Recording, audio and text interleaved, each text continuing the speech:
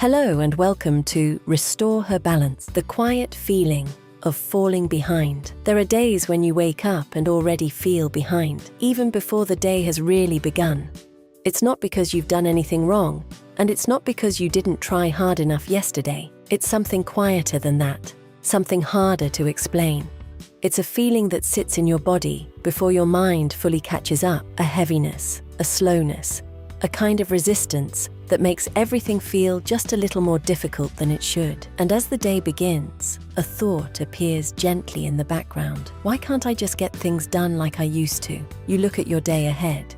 You think about the tasks, the responsibilities, the small things that should be simple, and the bigger things that actually matter to you. You care about these things. That's what makes it confusing. You're not avoiding them because they don't matter. You're not ignoring them because you don't want to do them. In fact, a part of you deeply wants to move forward, to feel productive, to feel capable again. But when it comes time to actually begin, something doesn't quite click into place. You might find yourself sitting there, thinking about starting. Maybe it's something small, sending a message, organizing something, opening your laptop, taking that first step. And even though it's small, it feels heavier than it should. So you tell yourself, I'll just do it in a few minutes. But those minutes stretch. They turn into longer pauses, then into hours. And sometimes the whole day moves past you in that same state of quiet delay. And throughout it all, there's this subtle awareness underneath everything, that you're not doing what you intended to do. The invisible struggle no one sees. What makes this even more difficult is that it's not obvious from the outside. From the outside, it might look like a normal day. Nothing dramatic, nothing visibly wrong. But internally, it feels very different. There's a quiet frustration building, a kind of low-level guilt that doesn't go away, a constant mental note reminding you that you're not showing up the way you want to. And over time, that internal tension starts to turn inward. You begin to question yourself. You wonder what changed. You remember a time when things felt easier, when starting wasn't this complicated, when you could rely on your energy and your focus without thinking about it so much. And now it feels like something is missing. And because you can't fully explain it, it starts to feel personal. It starts to feel like maybe you're the problem. You might think things like, why am I like this? Or, I used to be so much more productive. Or even, I know what I need to do, so why can't I just do it? And those thoughts don't feel motivating. They feel heavy. They add more pressure. And instead of helping you move forward, they make everything feel even more stuck. What's actually happening beneath the surface? But what you're experiencing isn't a simple lack of motivation. It's not about laziness, and it's not about discipline. There's something deeper happening beneath the surface, something that often gets overlooked, especially for women. And especially during phases of life where there is more emotional and mental responsibility. Your body and your mind are not operating in isolation. They are constantly responding to your environment, your responsibilities, your stress levels, and your internal state. And over time, especially during motherhood or periods of high emotional demand, your system begins to adapt. It begins to shift its priorities in ways that are not always obvious, but very real. There's something often referred to as the mental load. And it's not just about having things to do. It's about constantly holding awareness, remembering things, planning ahead, anticipating needs, managing emotional environments, staying responsive. Even when you're not actively doing something, part of your brain is still engaged in the background, keeping track of everything that needs your attention.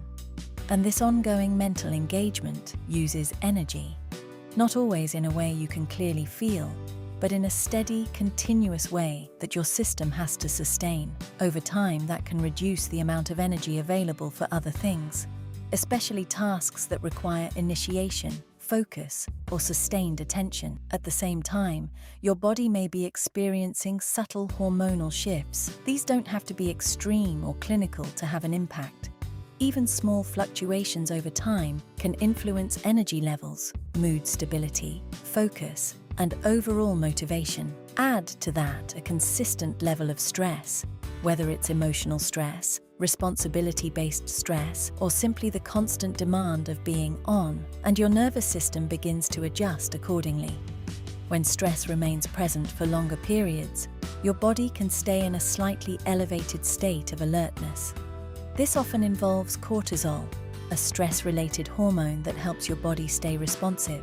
But when it stays elevated for too long, it can create a feeling of fatigue, mental resistance, and reduced motivation, not because your body is failing, but because it's trying to conserve energy and protect you from overload. Why even simple things start to feel hard. This is why even small tasks can start to feel heavier. It's not that the tasks themselves have changed, it's that your available energy, your mental capacity, and your nervous system state have shifted. Your brain is prioritizing what it sees as essential: caregiving, awareness, responsiveness, emotional regulation, and because of that, other tasks, especially the ones that require initiative, can feel less accessible. So when you try to push yourself, when you tell yourself to just start, to just do something, your system doesn't always respond the way you expect. Not because you're unwilling, but because your internal resources are already being used elsewhere. And forcing yourself in that state often leads to more resistance, not less. A different way to understand yourself. But what if this isn't something to fight against? What if this isn't a flaw that needs fixing, but a signal that needs understanding? Because when you look at it this way, the experience begins to make sense. Your system isn't working against you.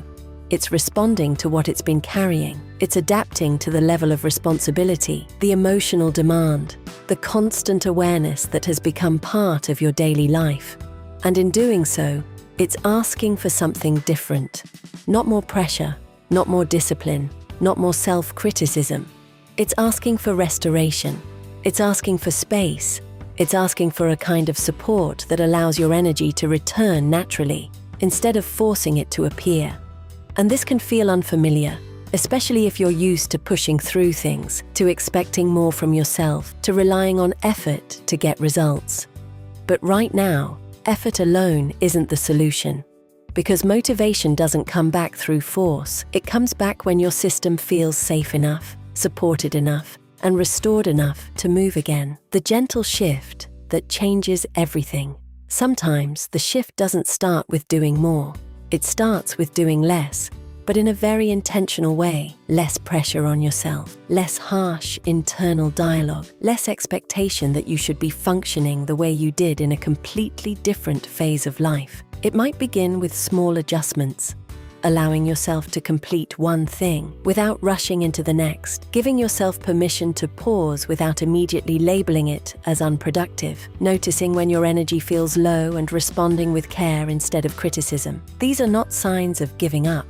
They are signs of working with your system instead of against it.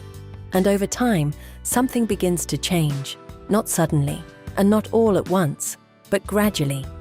Your energy starts to feel a little more available. Tasks feel slightly less heavy. Starting becomes a little easier. And most importantly, the relationship you have with yourself begins to soften. So if you've been feeling unmotivated, even when you genuinely want to do more, try to hold this understanding gently. This is not a failure. This is not you falling behind. And this is not you losing who you are. This is your system responding to everything it has been carrying. And when you begin to listen to that, instead of pushing against it, you create the conditions for something to shift slowly, naturally, and in a way that actually lasts. Because the truth is, you were never unmotivated. You were just exhausted in ways that were never fully seen, even by yourself.